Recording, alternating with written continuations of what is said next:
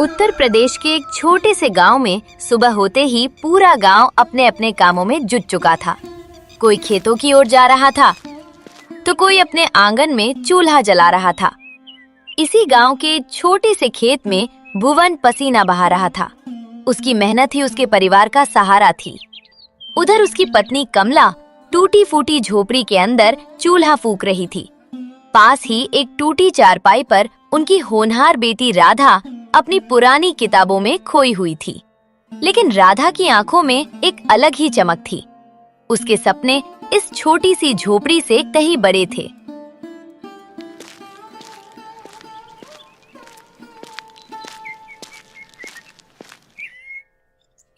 लो जी, थोड़ा पानी P low. सुबह मुंह अंधेरे से ही माटी खोद रहे हो। ये जमीन भी अब सूखती जा रही है। कितनी भी मेहनत कर लो, मुट्ठी भर अनाज से ज्यादा कुछ नहीं उगलती।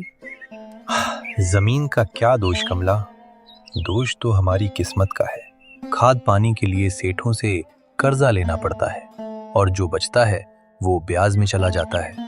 पर तू चिंता मत कर, मेरी नजर तो अपनी उस बेटी पर है।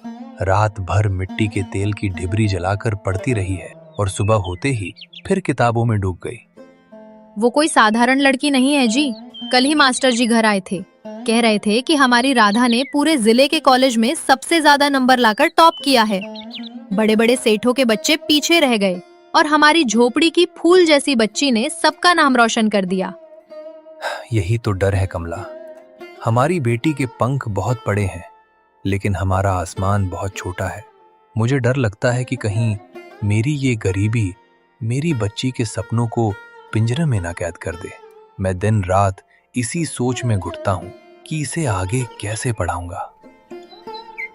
देखते देखते शाम ढल गई और रात हो गई। झोपड़ी के भीतर लालटेन की पीली मंद रोशनी में तीनों जमीन पर बैठकर रूखी सूखी रोटियां खा रहे थे। तभी राधा ने साहस जुटाकर अपनी बात कहने का निश्चय किया। बाबा, मुझे आपसे और माँ से कुछ बात करनी है। मैंने बहुत सोच समझकर एक फैसला लिया है। मैं आगे की पढ़ाई के लिए गांव में नहीं रुकना चाहती। गांव में नहीं रुकना चाहती? तो फिर कहाँ जाना चाहती है मेरी बच्ची? पास के कस्बे में जो कॉलेज है वो तो बहुत अच्छा है। नहीं बाबा, मुझे दिल्ली जाना है।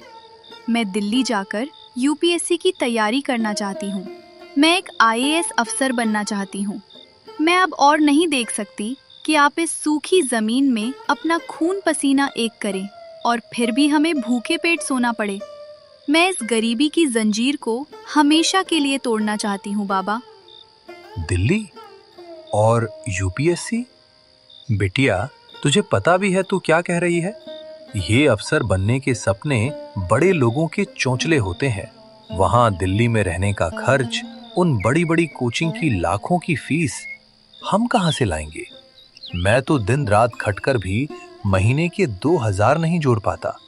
हम तो उस आसमान के तारे मांग रहे हैं जिसे हम देख तो सकते हैं पर छूने की हमारी हैसियत नहीं है। हैसियत इंसान की मेहनत से बनती है जी।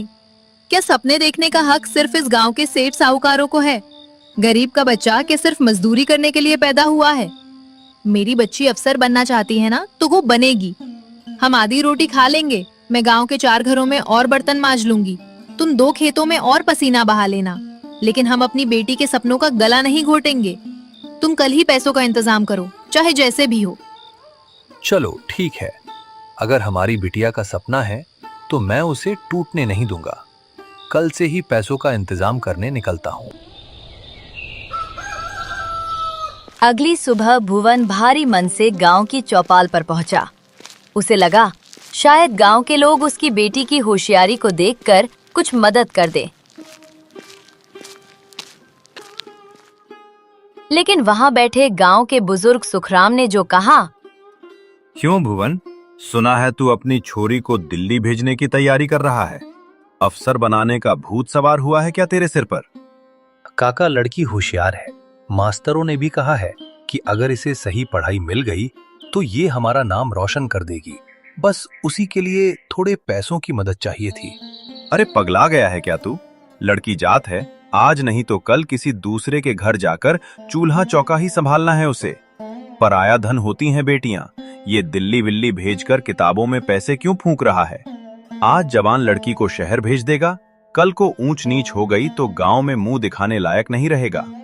इन्हीं पैसों को संभाल कर रख, कल उसकी शादी ब्याह में काम आएंगे। समाज के नियम मत तोड़ भुवन, वरना बहुत पछताएगा।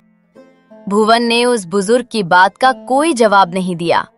वो मन ही मन ठान चुका था कि अगर वो लोगों के तानों से डर गया तो उसकी बेटी का सपना तभी पूरा नहीं हो पाएगा। वो चुपचाप वहां से चल पड़ा। थोड़ी देर बाद भुवन सेठ गजराज की हवेली पहुंच गया।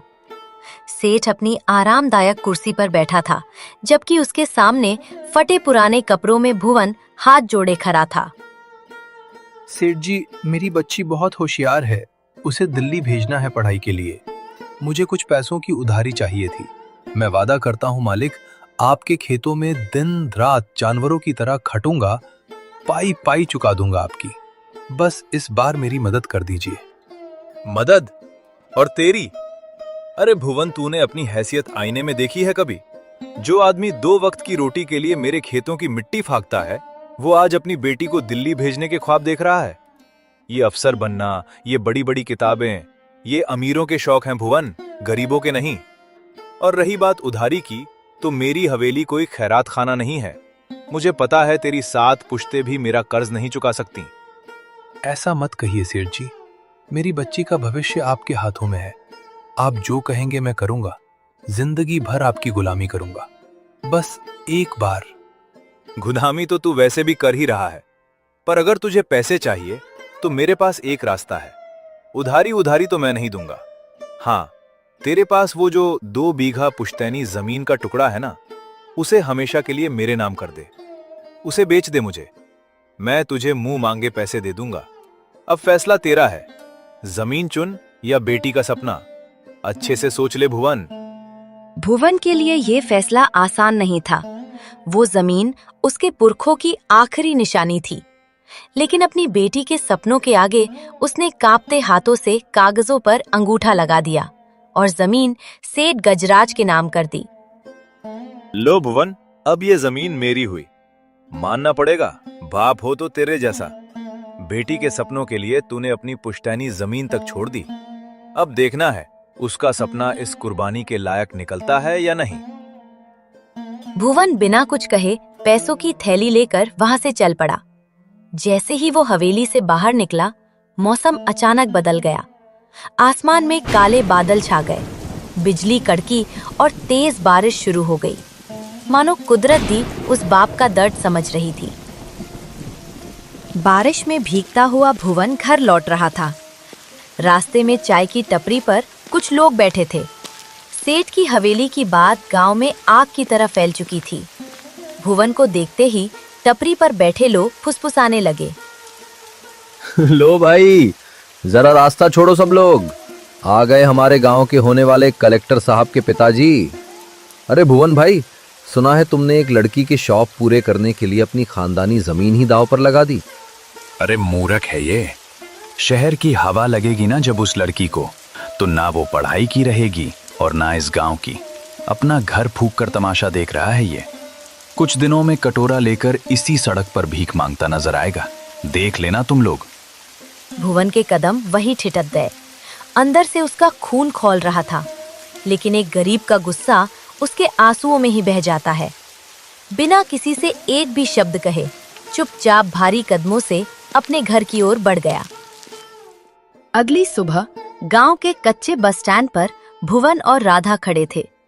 राधा के हाथ में एक छोटा सा लोहे का बक्सा था और आंखों में दिल्ली जाने का सपना।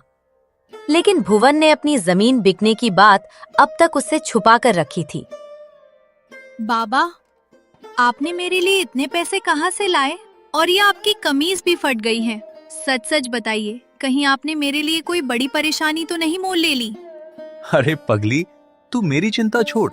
पास के गांव में मेरा एक पुराना दोस्त है, उसी से थोड़े पैसे उधार लिए हैं। तू बस पढ़ाई पर ध्यान दे। मुझे बस इतना देखना है कि तेरे सपने कभी छोटे ना पड़े।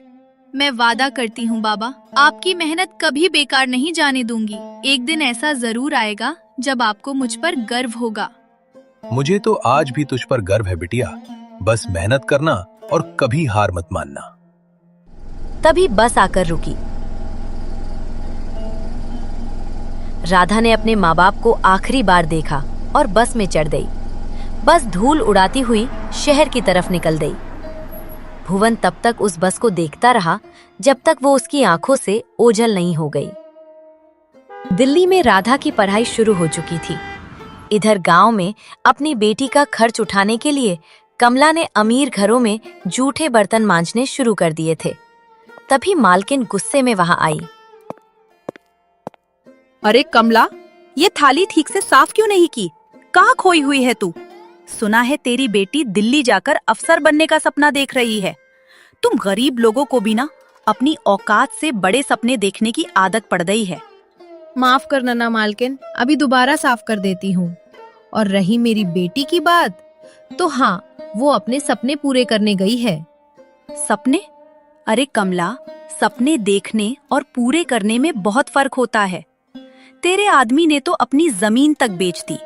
अब क्या बर्तन मांजकर बेटी को कलेक्टर बनाएगी? शहर की हवा लगते ही लड़कियां सब भूल जाती हैं। 2 दिन में वो भी शहर के धक्के खाकर अपने टूटे हुए घमंड के साथ लौट आएगी। तब इसी चौखट पर नाक रगड़ेगी। बेटी के सपनों के लिए हम कुछ भी कर सकते हैं मालकिन। जमीन तो फिर खरीदी जा सकती है, लेकिन बेटी के टूटे हुए सपने दोबारा नहीं जुड़ते। मेरी बेटी शहर की हवा खाने नहीं गई है मालकिन, वो इस चौखट की और हमारी किस्मत बदलने गई है। आप बस मेरा काम देखिए, एक मजबूर माँ की गरीबी का मजाक मत उड़ाइए। समय सबका बदलता है। दिल्ली के एक सीलन भरे कमरे में राधा पढ़ाई कर रही थी। तभी गांव से उसके माँ का फोन आता है।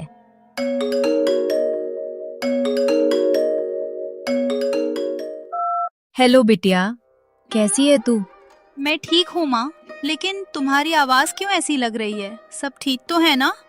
ठीक, सब ठीक नहीं है बेटा। आज मुझे तुझसे सच छुपाना ठीक नहीं लग रहा। तेरे बाबा ने तुझसे झूठ कहा था। तेरी पढ़ाई के लिए उन्होंने किसी से उधार नहीं लिया। उन्होंने हमारी खानदानी जमीन बेच दी। क्या? जमीन बेच दी? मेरे लिए? माँ, मैं तो यहाँ सोचती रही कि बाबा ने सब संभाल लिया होगा और उन्होंने अपना सब कुछ छोड़ दिया मेरे लिए। बेटा, तेरे बाबा ने जो किया अपनी खुशी से किया। इसलिए एक बात हमेशा याद रखना, चाहे कितनी भी मुश्किल आए, चाहे कितनी भी ठोकरें मिले, तू कभी हार मत मानना। जिस दिन तू अपने लक्ष्य तक पहुंच जाएगी, उस दिन तेरे बाबा को लगेगा कि उनकी जमीन नहीं गई, बल्कि उनकी बेटी का भविष्य खरीदा गया था। नहीं माँ, अब मैं कभी हार नहीं मानूंगी। बाबा का ये त्याग बेकार नहीं जाएगा। माँ से बात करने के बाद राधा ने अपने आंसू पोंछ लिए। अब उसके लिए हर दिन पहले से ज्यादा मुश्किल था, लेकिन वो रुकी नहीं। कभी रात रात भर पढ़ती, कभी थक कर किताबों पर ही सो जाती, फिर उठकर दोबारा पढ़ने लगती। पूरे 1 साल बाद भगवान, आज मेरी लाज रख लेना। बाबा के पसीने और माँ के उन बिके हुए गहनों की लाज रख लेना। बस एक बार मेरा नाम इस लिस्ट में आ जाए, ताकि मेरे बाबा को उस सेठ की गालियां ना सुननी पड़े। आज राधा का रिजल्ट आने वाला था। राधा कांपती उंगलियों से अपना रोल नंबर टाइप करती है। अगले ही पल स्क्रीन पर रिजल्ट देखकर उसके पैरों तले जमीन खिसक जाती है। वो परीक्षा में असफल हो चुकी थी। नहीं, 0 4 5 यही तो रोल नंबर है। मेरा नाम क्यों नहीं है? मैं फेल कैसे हो सकती हूँ? मैंने तो दिन रात मेहनत की थी। आखिर मुझसे कहाँ कमी रह गई भगवान? रिजल्ट की सच्चाई स्वीकार करना राधा के लिए नामुमकिन था। उसकी आंखों से आंसू बहने लगे और वो टूटकर जमीन पर बैठ गई। मैं हार गई, सब खत्म हो गया। बाबा की जमीन चली गई। मैं उनके भरोसे के लायक भी नहीं निकली। किस मुंह से उनके सामने जाऊंगी? मैंने सब बर्बाद कर दिया बाबा। दूसरी तरफ गांव में राधा के फेल होने की खबर जंगल की आग की तरह फैल गई। आज चौराहे पर सेठ गजराज भुवन को सरेआम अपमानित कर रहा था और पूरा गांव तमाशा देख रहा था। क्यों बे भुवन, क्या हुआ तेरे उस कलेक्टर बनने के सपने का? शहर की हवा लग गई ना छोरी को? मैंने तो तुझे हवेली में ही समझाया था कि ये आसमान में उड़ने के ख्वाब मत देख। पंख ऐसे जलेंगे कि राख भी नहीं मिलेगी।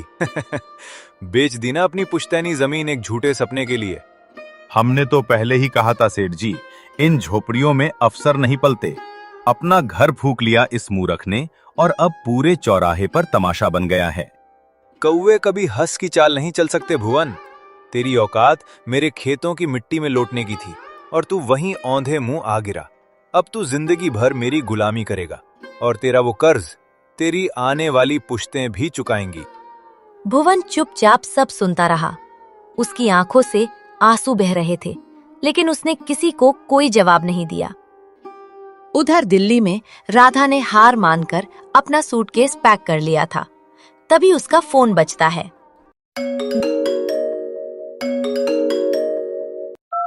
मुझे माफ कर दीजिए बाबा, मैं हार गई। मैं बुरी तरह फेल हो गई बाबा। मेरी वजह से आपकी जमीन चली गई। आपका सालों का कमाया हुआ सम्मान मिट्टी में मिल गया। मैं किसी को मुंह दिखाने लायक नहीं रही। मुझे पता है बिटिया, रमेश ने बताया मुझे। तू शांत हो जा मेरी बच्ची। मैंने अपना सारा सामान बांध लिया है बाबा। मैं वापस आ रही हूँ। मुझसे अब ये बोझ नहीं उठाया जाएगा। गांव वाले सही कहते थे बाबा, मैं किसी लायक नहीं हूँ। मैं आपके त्याग के बोझ तले दब गई हूँ। ये सूटकेस बांधने को किसने कहा तुझसे? जो जमीन मैंने बेची है वो सिर्फ मिट्टी का एक टुकड़ा था राधा। मैंने अपनी जमीन बेची है, अपना हौसला नहीं बेचा। क्या एक नाकामी के सामने तू इतनी जल्दी हार मान लेगी? पर बाबा, सेठ गजराज और वो पूरे गांव के जहरीले ताने आप कैसे सहेंगे? जब तक तू उस नीली बत्ती वाली गाड़ी में बैठकर इस गांव में नहीं आती, मैं उस सेठ के खेत में पसीना बहाता रहूंगा। मुझे अपनी इस मजदूरी पर शर्म नहीं, गुरूर है। तू एक बार फिर से उठ राधा, सूटकेस खोल और दिखा दे इस जालिम दुनिया को कि एक गरीब किसान की बेटी अगर जिद पर आ जाए तो क्या कर सकती है। बाबा के उन शब्दों ने राधा के अंदर एक नई आग पैदा कर दी। उसने अपना सूटकेस वापस खोल दिया, लेकिन अब पैसे पूरी तरह खत्म हो चुके थे। नहीं राधा, अब रोने का वक्त गया। बाबा सही कह रहे थे। मैंने सिर्फ एक परीक्षा हारी है, जिंदगी नहीं। अब पीछे मुड़ने का कोई रास्ता नहीं है। अब पूरी ताकत से लड़ना है और अपने सपने को सच करके दिखाना है। राधा वो सूखी रोटी एक प्लेट में रखती है और सिर्फ थोड़े से अचार के साथ उसे खाने बैठ जाती है। अगर टिफिन के पैसे नहीं हैं, तो मैं एक वक्त का खाना छोड़ दूंगी। ये सूखी रोटी मेरे लिए 56 भोग है, क्योंकि इसमें मेरे बाबा के पसीने की महक है। जब भी मेरी आंख लगेगी, मुझे बाबा की फटी हुई कमीज याद आएगी। अब ये मेरी आखिरी लड़ाई है। इस बार रिजल्ट नॉट फाउंड नहीं, रैंक 1 होगा। ये एक बेटी का अपने बाप से वादा है। समय बीतता गया। दिवाली का दिन आ चुका था। हर घर में रोशनी थी, लेकिन भुवन की झोपड़ी में गहरा अंधेरा था। आज पूरे गांव में दिए जल रहे हैं जी। हर आंगन में मिठाइयाँ बट रही हैं और एक हमारा घर है जहां आज एक दिया भी नहीं जला। पता नहीं मेरी बच्ची ने आज भरपेट खाना भी खाया होगा या नहीं। पता नहीं क्यों आज मेरा मन बहुत घबरा रहा है जी। धैर्य रख कमला, आज हमारे घर में अंधेरा है क्योंकि हमारी रोशनी दिल्ली की एक छोटी सी कोठरी में बैठकर अपना मुकद्दर लिख रही है। जब राधा अफसर बनकर आएगी तो हमारे घर की दिवाली भी जगमगा उठेगी। हमारी मेहनत बेकार नहीं जाएगी। उधर दिल्ली में राधा ने अपने कमरे की खिड़की दरवाजे बंद कर लिए थे। बाहर पटाखों का भारी शोर था। ये शोर, ये जश्न, ये खुशियाँ मेरे लिए नहीं है। मेरे बाबा आज अंधेरे में बैठे हैं ताकि कल मेरी जिंदगी में उजाला हो सके। मेरी आंखें जल रही हैं, पीठ दर्द से टूट रही है, लेकिन मैं रुक नहीं सकती। जब तक इस किताब का आखिरी पन्ना खत्म नहीं कर लेती, मैं नहीं रुकूंगी। मेरी दिवाली की रोशनी अब पटाखों से नहीं, मेरी कामयाबी से निकलेगी। दिवाली की उस रात के बाद कई महीने बीत गए। आज यूपीएससी की मुख्य परीक्षा का दिन था। परीक्षा हॉल में गहरा सन्नाटा था। घंटों से लगातार लिखते लिखते राधा का शरीर थक चुका था, लेकिन उसका हौसला अब भी अडिग था। नहीं, मैं अब नहीं रुक सकती। बाबा ने मेरी जिंदगी संवारने के लिए अपना सब कुछ दांव पर लगा दिया। आज मेरा हर जवाब उनके सम्मान और हमारी जमीन की लड़ाई है। मुझे हर हाल में जीतना है। मुख्य परीक्षा पास करने के बाद आज राधा एक साधारण सी सूती साड़ी में यूपीएससी के इंटरव्यू पैनल के सामने बैठी थी। 3 बड़े और अनुभवी अधिकारी उसे बहुत गहराई से देख रहे थे। कमरे में सुई गिरने जैसी शांति थी। मिस राधा, आप एक गरीब किसान परिवार से आती हैं। इतना संघर्ष देखने के बाद भी आपने प्रशासनिक सेवा ही क्यों चुनी? आपका असली मकसद क्या है? सर, मेरे पिता ने मेरे सपनों के लिए अपनी खानदानी जमीन गिरवी रख दी। उस दिन मुझे पहली बार एहसास हुआ कि इस देश में गरीब आदमी अपनी मेहनत से नहीं, अपनी मजबूरियों से हारता है। मैं अफसर इसलिए नहीं बनना चाहती कि सिर्फ अपने पिता की जमीन वापस ला सकूं। मैं चाहती हूँ कि किसी भी गरीब परिवार को अपने बच्चों के भविष्य और अपनी जमीन में से किसी एक को चुनने की नौबत ही ना आए। अगर मेरे फैसले किसी एक पिता की ये मजबूरी भी खत्म कर दें, तो मैं अपनी जिंदगी सफल मानूंगी। राधा का जवाब सुनकर पूरे इंटरव्यू पैनल में कुछ पल के लिए सन्नाटा छा गया। वे समझ गए कि उनके सामने सिर्फ एक उम्मीदवार नहीं, बल्कि बदलाव की सोच रखने वाली एक सच्ची अधिकारी बैठी है। इंटरव्यू के कुछ महीने बाद आज यूपीएससी के फाइनल रिजल्ट का दिन था। राधा के हाथ इतने कांप रहे थे कि वो मोबाइल भी ठीक से नहीं पकड़ पा रही थी। हे भगवान, बस आज मेरा साथ मत छोड़ना। अगर मैं हार गई तो मेरे बाबा की सारी कुर्बानी अधूरी रह जाएगी। उनकी उम्मीद, उनकी जमीन, सब कुछ खत्म हो जाएगा। प्लीज भगवान। राधा ने अपना रोल नंबर डाला। अचानक स्क्रीन पर एक पीली पट्टी चमकी। Radha Kumari, all India rank 1। Rank 1। बाबा, मैं सफल हो गई। आपकी जमीन आजाद हो गई बाबा। अब आपको किसी सेठ की गालियां नहीं सुननी पड़ेंगी। माँ के गहने भी वापस आ जाएंगे। हमने गरीबी को हरा दिया बाबा, हम जीत गए। उस छोटे से सीलन भरे कमरे में सालों से दबा हुआ दर्द आज खुशी के आंसुओं में बह रहा था। कुछ महीनों बाद गांव में सब कुछ पहले जैसा ही था।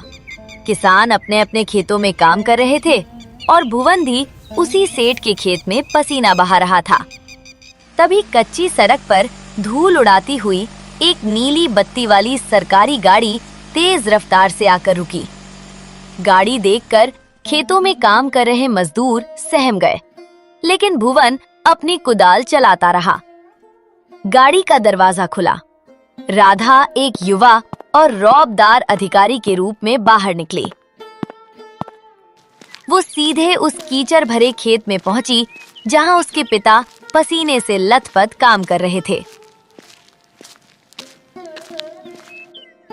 बाबा, आपने जो जमीन मेरे लिए बोई थी ना, आज उसकी सबसे बड़ी फसल तैयार हो गई है। आपकी राधा कलेक्टर बन गई है बाबा। अब आपको इस कीचड़ में पसीना बहाने की कोई जरूरत नहीं। चलिए घर चलते हैं। मेरी बच्ची, मुझे पता था मेरे पसीने की एक एक बूंद आज मोती बन गई। तूने मेरा सिर आसमान तक ऊंचा कर दिया बिटिया। बस अब और कुछ नहीं चाहिए। चल बेटी, घर चलते हैं। तेरी माँ बरसों से इस दिन का इंतजार कर रही है। बरसों बाद पहली बार वो मजदूर नहीं, बल्कि एक गर्वित पिता की तरह अपनी बेटी के साथ घर की ओर चल पड़ा, जहां कमला उनकी राह देख रही थी। राधा सिर्फ अपना बदला लेकर नहीं रुकी। 1 साल के अंदर उसने अपनी सरकारी ताकत और फंड का इस्तेमाल करके गांव की उस बंजर जमीन पर एक शानदार सरकारी स्कूल और अस्पताल खड़ा कर दिया। उधर अपनी उसी पुरानी झोपड़ी में चारपाई पर बैठे भुवन और कमला गर्व से अपनी बेटी की कामयाबी देख रहे थे। देखो जी, हमारी बेटी ने तो गांव की काया ही पलट दी। जो गांव कल तक हम पर हंसता था, आज वही हमारी बेटी के नाम की कस्में खाता है। मैंने तो सिर्फ अपनी 2 बीघा जमीन दांव पर लगाई थी कमला, लेकिन मेरी बच्ची ने तो पूरे गांव के लिए एक ऐसा आसमान खरीद लिया जहां अब हर गरीब का बच्चा उड़ सकेगा। हमारी तपस्या आज सच में पूरी हो गई। आज गांव के नए सरकारी स्कूल का पहला दिन था। छोटी छोटी बच्चियां नई यूनिफॉर्म पहनकर खुशी खुशी स्कूल की ओर जा रही थीं। तभी गांव का बुजुर्ग सुखराम, जिसने कभी ताना मारा था, भुवन के पास आया।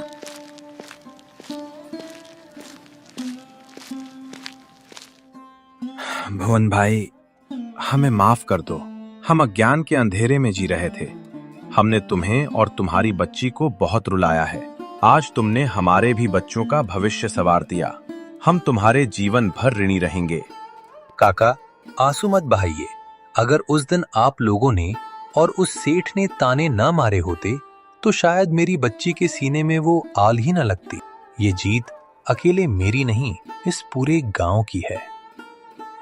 राधा मंच पर खड़े ये सब देख रहे थे। राधा माइक पर आकर पूरे गांव को संबोधित करते हुए, मेरे गांव वालों, गरीबी कोई अभिशाप नहीं है, ये एक आग है। अगर आप इससे डर गए तो ये आपको और आपके सपनों को जलाकर राख कर देगी। लेकिन अगर आपने इस आग में अपने माता पिता के विश्वास और अपनी मेहनत को झोंक दिया तो यही आग आपको कुंदन बना देगी। आज के बाद इस गांव का कोई भी बाप अपनी बेटी को बोझ नहीं समझेगा। ये मेरा आप सबसे वादा है। राधा के इन शब्दों के साथ पूरा मैदान तालियों की गड़गड़ाहट से गूंज उठा। भुवन और कमला गर्व से अपनी अफसर बेटी को देख रहे थे। उस काले तूफान और एक बहुत ही लंबी रात के बाद आज इस परिवार और पूरे गांव के जीवन में एक ऐसी सुबह आई थी जिसका सूरज अब कभी नहीं डूबने वाला था।